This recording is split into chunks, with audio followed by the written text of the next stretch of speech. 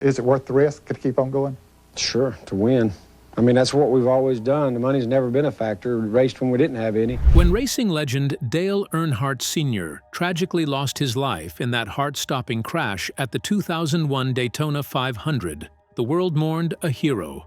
But now, decades later, newly revealed details from his autopsy report are resurfacing, and what they expose is far more disturbing than anyone imagined. Beyond the twisted metal and shattered dreams lies a series of unsettling truths about what really happened that day. Was it preventable? Were warning signs ignored? Brace yourself, because these revelations might forever change how you view that fateful final race. Saw the crash and saw the cars sitting over there and saw the ambulances and everything, and it looked really dramatized and really dramatic looking, and it just looked odd. Daytona's darkest moment. He danced with danger here countless times. The same thunder of engines, the same scent of burnt rubber clinging to the Florida air. Daytona International Speedway wasn't just a racetrack to Dale Earnhardt Sr. It was sacred ground. He had conquered its every curve, tasted victory on its asphalt, and left pieces of himself on its unforgiving walls. But on February 18, 2001, he wasn't chasing glory. He was guarding it. Earnhardt wasn't at the front as the 2001 Daytona 500 thundered into its final lap. He didn't need to be. His son, Dale Earnhardt Jr., and teammate Michael Waltrip were leading the charge. And Dale Sr. was right behind them, not as a contender, but as a protector. Every swerve, every block, every calculated maneuver he made behind the wheel of his iconic black No. 3 Chevrolet was for them. It was a role he had chosen: shield, mentor, guardian. At over 150 miles per hour, there's no room for error. Every wheel flick can change lives. As the leaders tore through Turn 4 with victory seconds away, a seemingly minor contact occurred. Sterling Marlin's front bumper caught the left rear of Dale's car. It was the sort of nudge that happens all the time in the National Association for Stock Car Auto Racing. Routine, almost unremarkable. But at that speed, physics doesn't forgive. Earnhardt's car wobbled slightly, then suddenly shot up the track. In a split second, Ken Schrader's vehicle collided with it. The No. 3 car slammed head-on into the concrete wall at an angle and speed that made survival a coin toss. And then, silence. There was no explosion, no fireball, no tumbling wreckage to stun the crowd into screams. The car slid to a halt. From the stands and the broadcast booth, it looked like a hard hit, but nothing out of the ordinary. Earnhardt had endured worse and walked away, helmet in hand, grin on his face. But this time, something felt off. Ken Schrader, who had crashed alongside him, was the first to reach the car. He ran over, urgency in every step. But as he peered inside the window, he stopped cold. His face fell. His body language shifted. He turned away without saying a word. Later, he would refuse to describe what he saw inside, not out of respect, but because what he saw was unmistakable. It wasn't just a crash, it was something final, something that stopped time. But what happened in that eerie silence after the screech, when the crowd fell still at Daytona? Keep watching.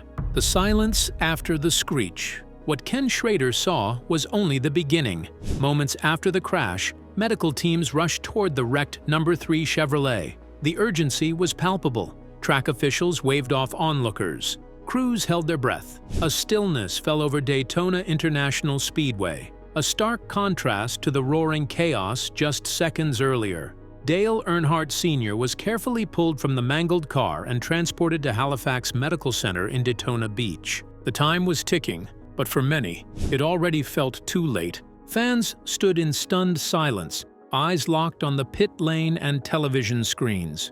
Crew members froze, radios quieted, and announcers who normally erupted in excitement at the finish of National Association for Stock Car Auto Racing's biggest race now whispered with uncertainty. At 5:16 p.m. on February 18, 2001, the worst fears were confirmed. Dale Earnhardt Sr. had died from injuries sustained in the crash. The man, who had once seemed larger than the sport itself, was gone, instantly, irrevocably. But the crash hadn't looked deadly. No fireball, no airborne roll, no crushing impact that sent shivers down spines. So how could a collision like that kill someone as seasoned, as tough, as fearless as Earnhardt? That's what the autopsy would answer, and the results were chilling.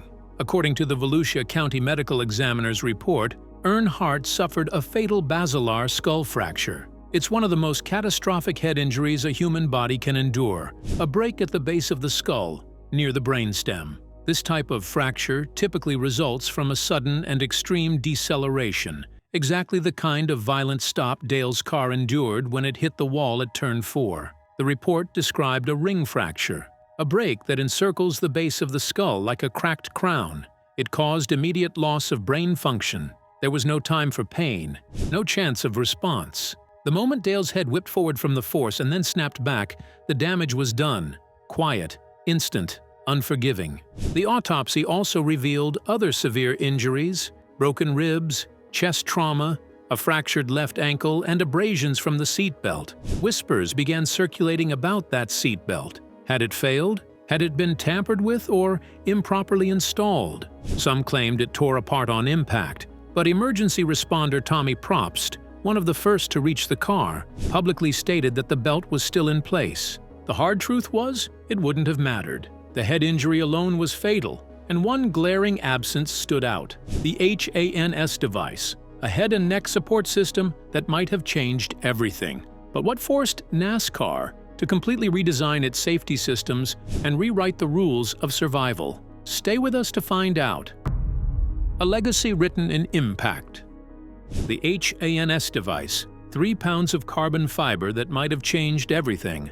But in 2001, it wasn't required. Not by the National Association for Stock Car Auto Racing, and certainly not by Dale Earnhardt Sr. He believed it restricted his movement, kept him from feeling the car, and he wasn't alone.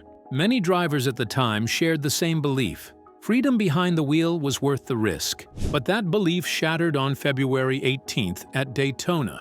In the days following the crash, the National Association for Stock Car Auto Racing launched an urgent internal investigation. No time was wasted. Video footage was reviewed frame by frame. Cars were torn down and analyzed piece by piece. Medical experts were brought in. They weren't just trying to understand what had killed Dale. They were trying to make sure it never happened again.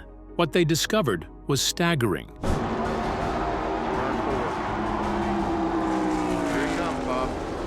National Association for Stock Car Auto Racing's cars, long praised for their toughness, were too stiff. The walls that lined the tracks, too unforgiving. The protective gear drivers relied on hadn't kept up with the speed and danger of modern racing.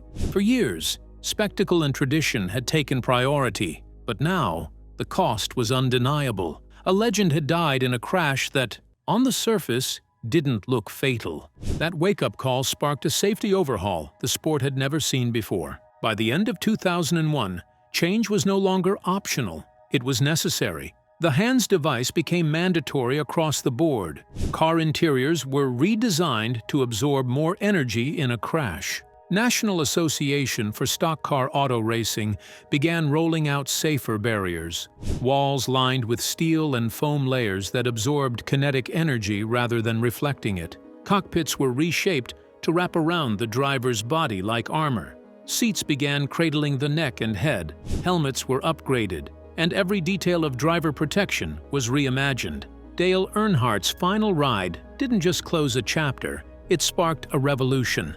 The tragedy turned into transformation. Every driver who's walked away from a terrifying wreck since owes something to what was learned that day, not just on the track, but in that cold, clinical autopsy room in Volusia County. And as the news spread, the world reacted with heavy hearts. Fans left flowers and messages at the track gates. Fellow racers donned black armbands. The number 3 car became more than just a symbol of speed. It became a monument to loss. Dale Earnhardt Sr. had once said he'd rather die in a race car than grow old watching from the sidelines. And he did. But for his son, Dale Earnhardt Jr., the loss wasn't a theoretical lesson. It was a wound that changed the course of his life. But what happens when a racing legend's final wish becomes his son's lifelong burden? Stay glued to find out more. A son's grief, a sport, transformed. For Dale Earnhardt Jr., The roar of the crowd that day at Daytona faded into a silence he would never forget. He didn't just lose a teammate, he lost his father, his hero, right there on the same stretch of asphalt that had built their family's legacy. It wasn't just a personal tragedy.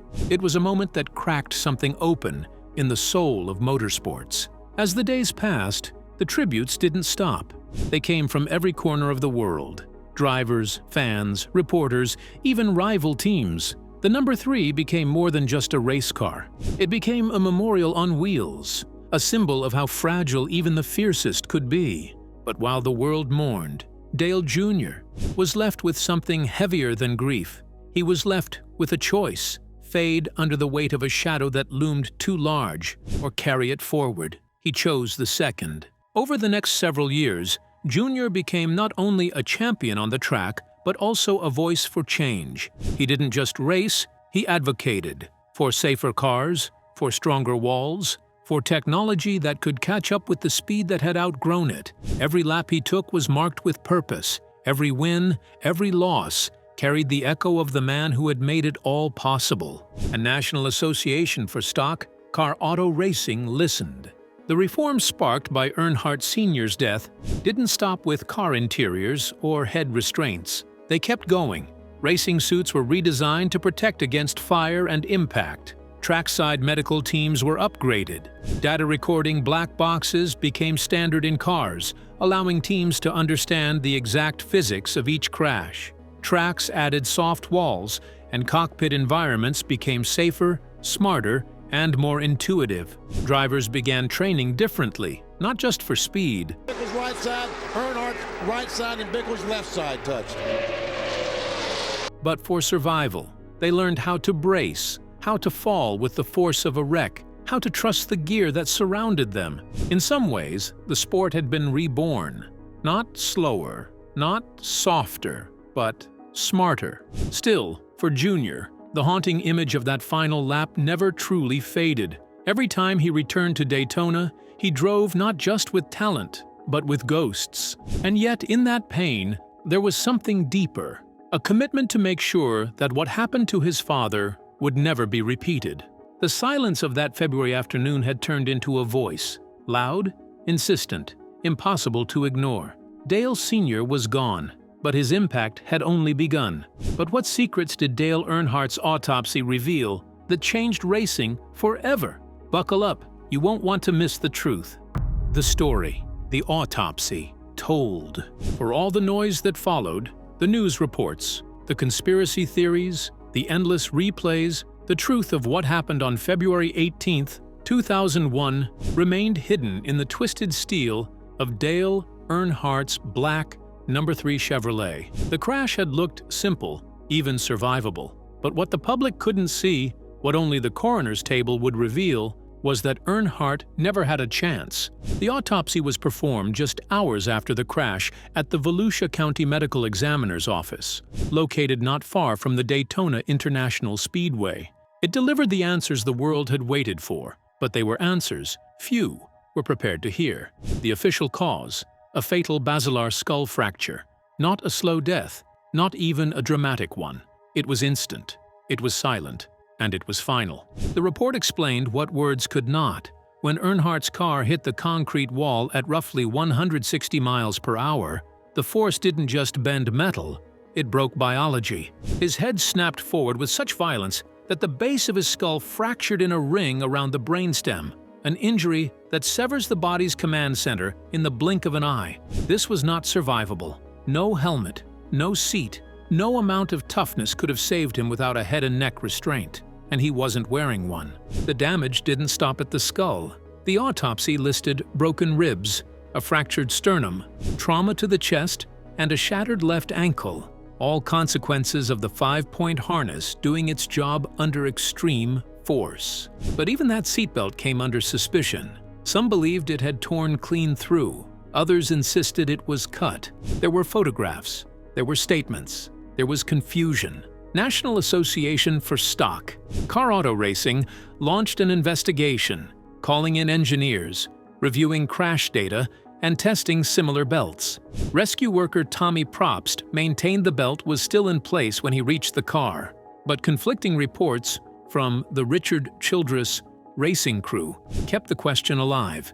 Did the equipment fail, or was the crash simply beyond what any system could withstand? Even Earnhardt's seating position drew scrutiny. His seat, critics said, sat too low, reclined too far. Maybe it helped with visibility. Maybe it made him feel more in control. Or maybe it just put him in the perfect position for a fatal injury. No one could say for sure. What they could say was this: he didn't suffer. He didn't feel pain. He didn't have time to know what happened. A little wind today, a little exciting. I think it's going to be some exciting racing. It was over before anyone knew it had begun, and for many, that quiet end was the most haunting detail of all. So, what single moment shook a century-old sport to its core and changed everything? Stay tuned. This is one story you need to see to believe. When one life changed an entire sport. He didn't move, didn't even touch the brake. The black box data from Dale Earnhardt's car revealed a detail so chilling it still silences conversations. The crash was over before he ever knew it began. His steering wheel barely turned. His feet stayed flat. In a career built on reaction time and razor-sharp instincts, that final moment didn't offer him even a split second. And perhaps that's what makes it linger in the minds of fans and racers alike. Not just the loss, but how utterly powerless even the greatest driver was against the raw force of physics. But if the autopsy offered clarity, it did not offer closure. It did the opposite. It cracked open the sport. It demanded answers. Dale Earnhardt said he could win the Daytona 500. It forced the National Association for Stock Car Auto Racing to confront the brutal truth that no amount of legacy, fame, or history could stand in the way of cold, hard science. This wasn't just about Dale anymore. It was about who might be next if nothing changed. Within weeks of the February 2001 crash at Daytona, the impact of the report was already visible. Drivers who had once mocked the HANS device, a head and neck restraint that many said made them feel trapped. By the next season, it was mandatory. The very piece of equipment Earnhardt had so strongly resisted was now seen as non-negotiable. Safety could no longer be the unpopular kid in the paddock. It had to become the foundation. The shift wasn't just about gear. It was cultural. You got to pass 2 cars to get to him. I believe. National Association for Stock Car Auto Racing commissioned the Earnhardt Report, a 300-page deep dive into every frame, every bolt, every angle of the crash. The conclusions were painful. The forces involved should have been survivable. If the proper protection had been in place, Dale Earnhardt would likely have walked away. That realization hit the sport like another collision. If he could die in a crash that looked routine, then no one was safe. It led to the development of the car of tomorrow, a sleeker, stronger, more impact-resistant machine, rolled out in 2007. But before that came dozens of quiet upgrades: cockpit padding, improved seat angles, data recorders, better harness regulations, and the slow spread of safer barriers across every track. Still, not everyone could accept the simplicity of the truth. Rumors swirled. Was the report doctored? Did the National Association for Stock Car Auto Racing cover something up? Was Earnhardt already injured before the race? The theories lacked proof, but they proved something deeper. This death had cracked the emotional armor of a fan base raised on fearlessness. Facts weren't enough. People wanted meaning. But what if Dale Earnhardt's death wasn't as simple as it seemed? Could something deeper be hiding in plain sight? Keep watching. When the silence fell on turn 4. It was never supposed to end like that. Not for him. Not for the man who had come to symbolize the very soul of the National Association for Stock Car Auto Racing, Dale Earnhardt Sr.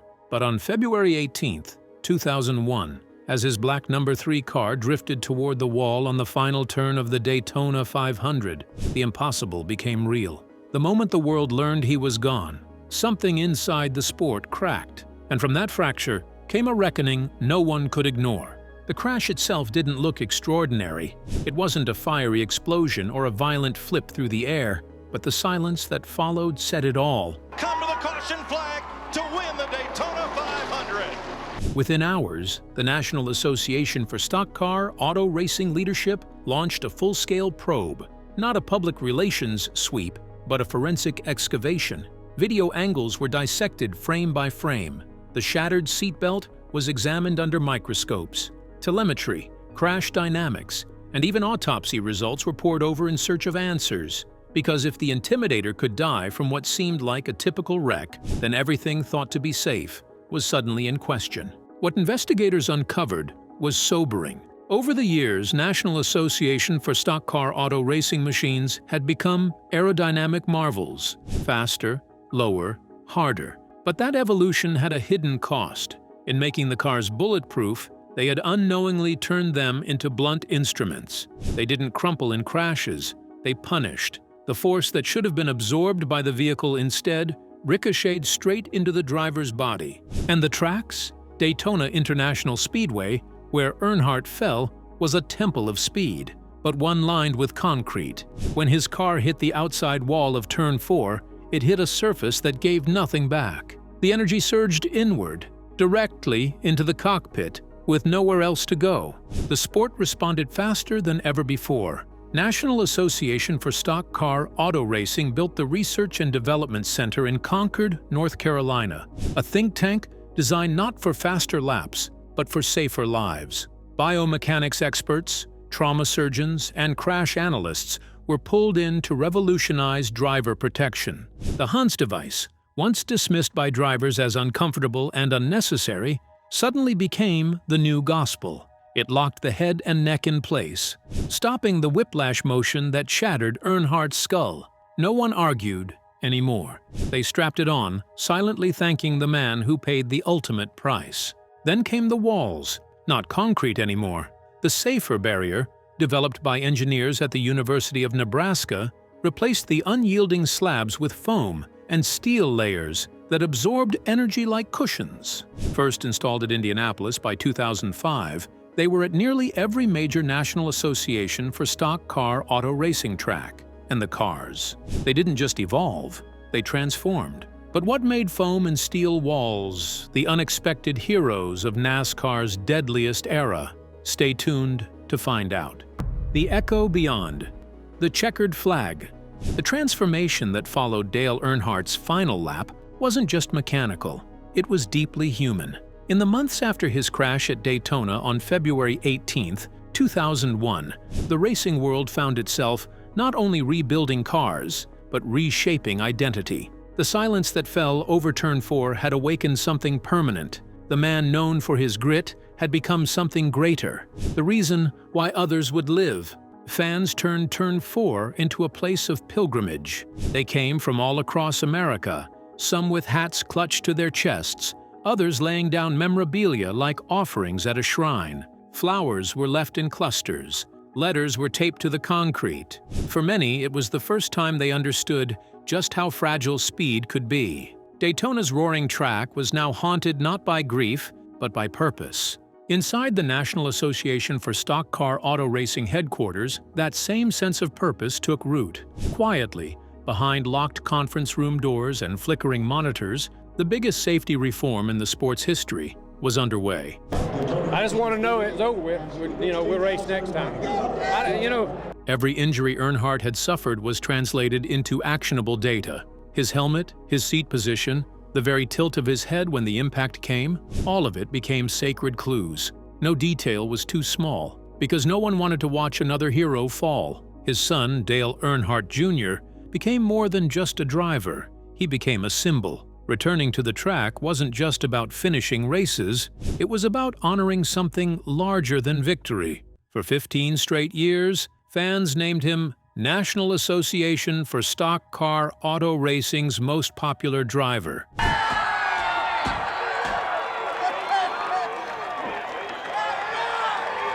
Not just for his talent, but because he carried his father's memory with grace. Through wins and setbacks, he reminded everyone that the Earnhardt name still meant something powerful. And the number 3? It sat untouched, almost sacred, for more than a decade. It wasn't officially retired, but nobody dared to wear it. When it finally came back with Austin Dillon in 2014, grandson of team owner Richard Childress, it did so with full blessings, a nod from the family, and Junior himself. But the weight it carried never left. By 2020, That legacy had become life-saving. When Ryan Newman's car flipped violently at the Daytona 500 and skidded across the finish line in flames, he survived. The redesigned seat, the improved harness, the energy-absorbing walls, everything that saved him had been born from Dale's final ride. The same track that once claimed a legend now gave others the chance to walk away. So, what do you think turned one man's tragic final lap into a movement that rewrote the rules of racing forever? We'd like to hear your thoughts. Don't forget to like, share, and subscribe.